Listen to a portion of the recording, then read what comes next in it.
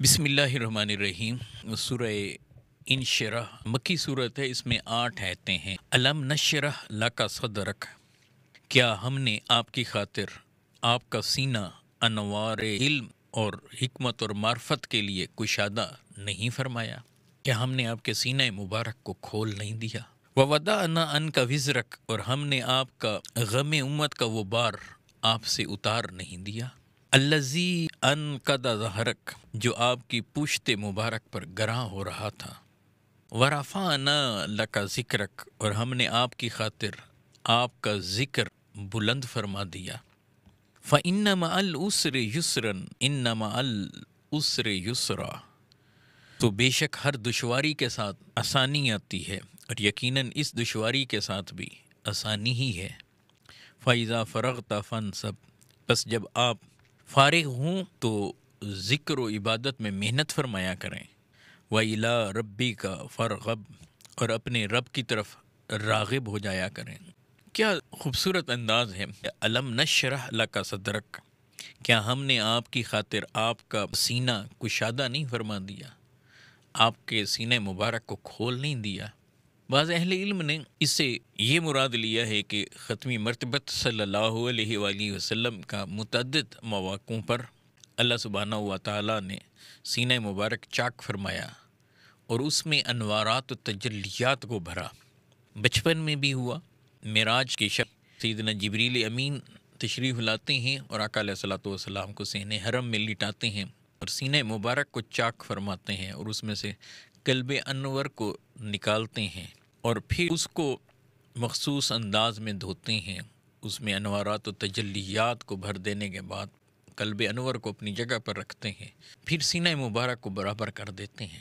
یہاں ان واقعات میں آقا علیہ الصلوۃ والسلام کے سینہ مبارک کو چاک کیا گیا۔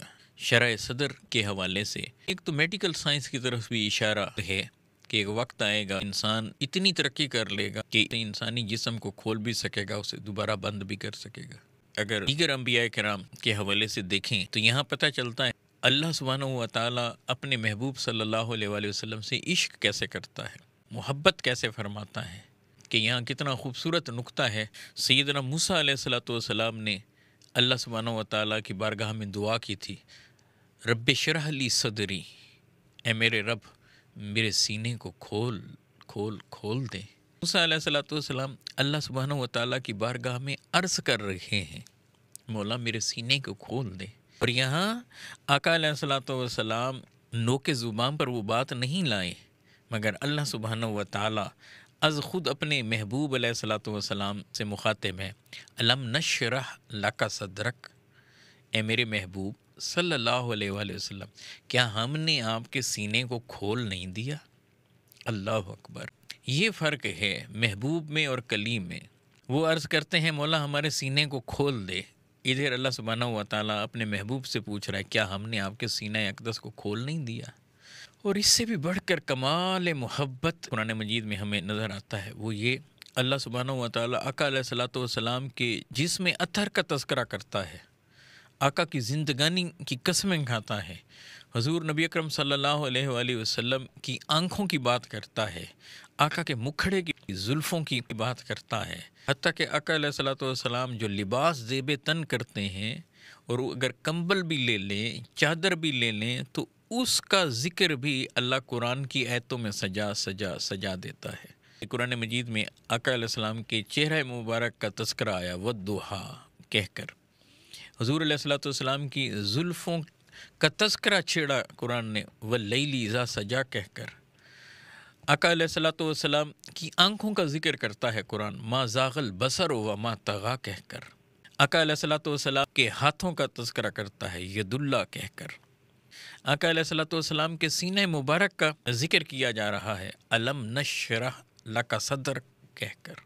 حضور ختمی مرتبت علیہ الصلوۃ والسلام جب چادر لیتے، کملی اوڑھتے تو قرآن کہتا ہے یا ایھا المزمل، کبھی کہتا ہے یا ایھا المدثر، کبھی آپ کے حسن کو چاند سے بڑھتا ہوا طٰہٰ کہا جا رہا ہے، کبھی آپ کی طرف اشارہ کر کے قرآن کہتا ہے یاسین، آپ کی زندگی کی قسم کھائی جا رہی ہے لا امرو کا کہہ کر۔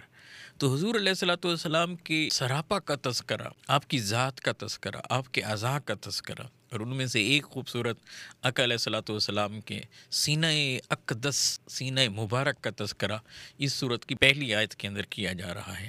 قرآن جو ہدایت کا ذریعہ ہے، جو ایمان کا ذریعہ ہے اور قیامت تک اہل ایمان کے لیے روشنی ہے، قرآن میں عشق رسول صلی اللہ علیہ وآلہ وسلم، محبت رسول صلی اللہ علیہ وآلہ وسلم دلوں میں پیدا کی جائے۔ الم نشرح لک صدرک، اے میرے محبوب صلی اللہ علیہ وآلہ وسلم، کیا ہم نے آپ کے سینہ مبارکہ کو کھول نہیں دیا؟ ووضعنا عنک وزرک، اور ہم نے آپ کا وہ وزن، وہ بار آپ سے اتار نہیں دیا، الذی انقض ظہرک، جو آپ کی پشت مبارک پر گراں ہو رہا تھا۔ آقا علیہ السلام کو اپنی امت کی اتنی فکر تھی، اتنی کہ اس کے اندر گویا آقا کی پشت جیسے جھکی جا رہی ہو، آقا کی کمر مبارک جیسے ٹوٹی جا رہی ہو، اتنا حضور امت کے بارے میں غم کرتے تھے۔ تو اللہ سبحانہ و تعالیٰ آپ صلی اللہ علیہ وآلہ وسلم کو واضح فرماتے ہیں کہ ان قریب آپ کا رب آپ کو اتنا دے گا کہ آپ راضی ہو جائیں گے۔ وَلَسَوْفَ يُؤْتِيكَ رَبُّكَ فَتَرْضَىٰ، اے میرے محبوب، آپ کا رب آپ کو اتنا عطا کرے گا کہ اے میرے محبوب تو راضی ہو جائے گا۔ اور حضور علیہ الصلوۃ والسلام نے فرمایا کہ جب تک میرا آخری امتی بھی جہنم میں ہوگا، میں اس وقت تک اپنے رب سے راضی نہیں ہوں گا، آخری امتی کو بھی جنت میں لے کر جاؤں گا۔ فرمایا وَرَفَعْنَا لَكَ ذِكْرَكَ، اور ہم نے آپ کی خاطر آپ کے ذکر کو بلند فرما دیا ہے۔ ساری کائنات جس کا ذکر کرتی ہے وہ اللہ سبحانہ و تعالیٰ اپنے محبوب کا ذکر فرما رہا ہے۔ اور ذکر کا انداز بھی دیکھیں اللہ سبحانہ و تعالیٰ کا، صرف یہ نہیں کہ ذکر کر رہا ہے بلکہ ذکر کو بلند کر رہا ہے۔ محض ذکر کو بلند نہیں کر رہا بلکہ کسی کی خاطر کر رہا ہے۔ کس کی خاطر؟ محبوب صلی اللہ علیہ وآلہ وسلم کی خاطر۔ یوں نہیں کہا ورفعنا ذکرک، ہم نے آپ کا ذکر بلند کیا، نہیں، فرمایا ورفعنا لک ذکرک، اے میرے محبوب، ہم نے آپ کی خاطر، صرف آپ کی خاطر آپ کے ذکر کو بلند فرمایا ہے۔ اب یہ جو لکا ہے نا، اس کے اندر اتنا عشق ہے، اتنی محبت ہے۔ اندازہ کریں کہ اللہ سبحانہ و تعالیٰ ہو کر ساری کائنات کا مالک اور مولا ہو کر فرما رہا ہے ورفعنا لک، اے میرے محبوب، ہم نے تیری خاطر، تیرے لیے، تیری وجہ سے ہی تیرے ذکر کو بلند کیا ہے، کوئی اور وجہ نہیں ہے۔ کوئی یہ نہ سمجھے کہ ہم نے محض ایسے کیا، نہیں، ہم اپنے محبوب کو خوش کرنا چاہتے ہیں، خوش دیکھنا چاہتے ہیں، اسے راضی کرنا چاہتے ہیں، اس لیے اس کی خوشی کے لیے اس کے ذکر کو بلند کریں۔ اب یہ کتنا بلند ہے اس کے بارے میں کوئی اندازہ بھی نہیں کر سکتا۔ مثلا آپ کے ہاتھ میں گلاب کا پھول ہو، آپ اسے بلند کرنا چاہیں تو آپ کتنا کریں گے؟ جتنا آپ کا ہاتھ بلند ہوگا اتنا ہی وہ بلند ہو جائے گا۔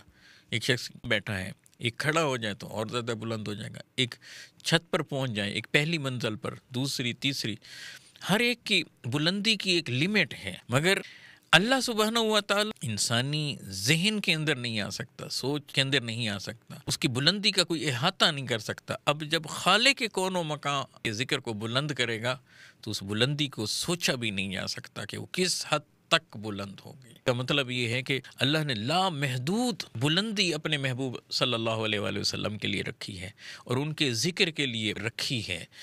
حدیث کے اندر آتا ہے میں نے آپ کے ذکر کو اپنے ذکر کے ساتھ جوڑ کر رکھا ہے۔ قرآن مجید کا آپ مطالعہ کریں، لیکن جہاں اللہ اپنا ذکر کرتا ہے وہاں اپنے محبوب کا ذکر کرتا ہے۔ آذان من اللہ و رسولہ، بلاوا اللہ اور اللہ کے رسول کا ایک، وہیں یحارب اللہ و رسولہ، اللہ اور اللہ کے رسول کے ساتھ اعلان جنگ۔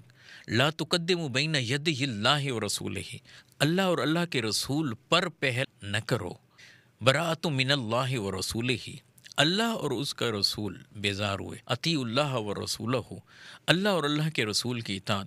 اور پھر ان ساری چیزوں کو ایسے سمیٹا، کہا من یطع الرسول فقد اطاع اللہ، جس نے اس رسول کی اطاعت کر لی بس اس نے اللہ کی اطاعت کر لی۔ اس کا مطلب یہ ہوا کہ محبت میں، قربت میں، چاہت میں، تقدیم میں دونوں کا ذکر ساتھ ساتھ چل رہا ہے، اور اطاعت کے باب میں سمجھا دیا کہ جس نے رسول کی اطاعت کر لی بس اس نے اللہ کی اطاعت کر لی۔ مطلب یہ ہوا اطاعت مصطفیٰ ہی اطاعت خدا ہے۔ محبت مصطفیٰ دراصل محبت خدا ہے، ذکر مصطفیٰ ذکر خدا ہے۔ حدیث کے اندر ہے، آقا علیہ الصلوۃ والسلام فرماتے ہیں من ذکرنی فذکرک، حدیث قدسی کے الفاظ کہ اے میرے محبوب جو تیرا ذکر کرتا ہے بس وہ میرا ذکر کرتا ہے۔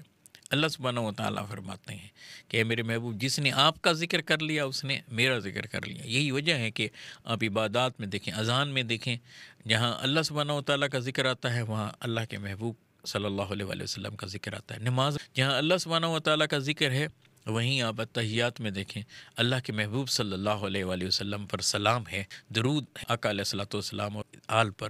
تو اس ذکر کو اللہ نے اتنی بلندی عطا کی ہے، اتنی بلندی، جب تک اور جہاں جہاں اللہ سبحانہ و تعالیٰ کا ذکر ہوتا رہے گا وہاں اللہ کے محبوب علیہ السلام کا ذکر ہوتا رہے گا۔ اور اس سے بڑھ کر جب درود و سلام کی بات آتی ہے تو اللہ سبحانہ و تعالیٰ آقا کا ذکر یوں کرتے ہیں ان اللہ و ملائکتہ یصلون علی النبی، بے شک اللہ اور اس کے سارے فرشتے نبی صلی اللہ علیہ وآلہ وسلم پر درود بھیج رہے ہیں۔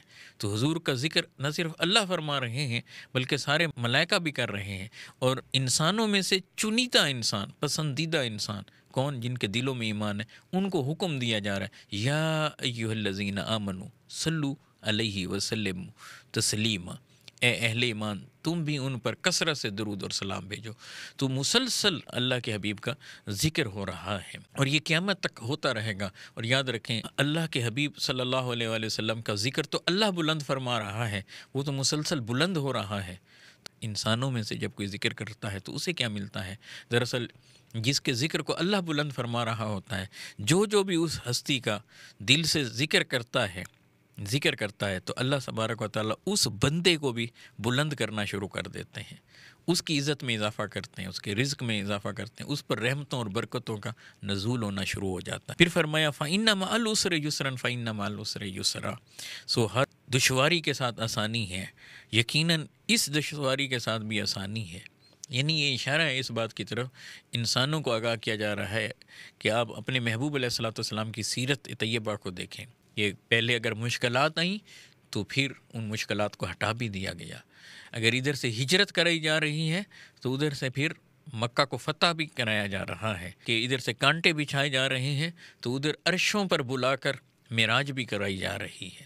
اسی طرح سے انسان کی زندگی میں اگر مشکلات آ جائیں، مشکلات کو مشکل سمجھ کر وہاں بیٹھ نہ جائیں بلکہ اس کی سلوشن اور اس کے حل کی طرف بڑھے کہ اللہ سبحانہ و تعالیٰ اس مشکلات کو میرے لیے ہٹا بھی دیں گے، حل بھی کر دیں گے۔ مایوس نہیں ہونا اللہ سبحانہ و تعالیٰ کی رحمت سے۔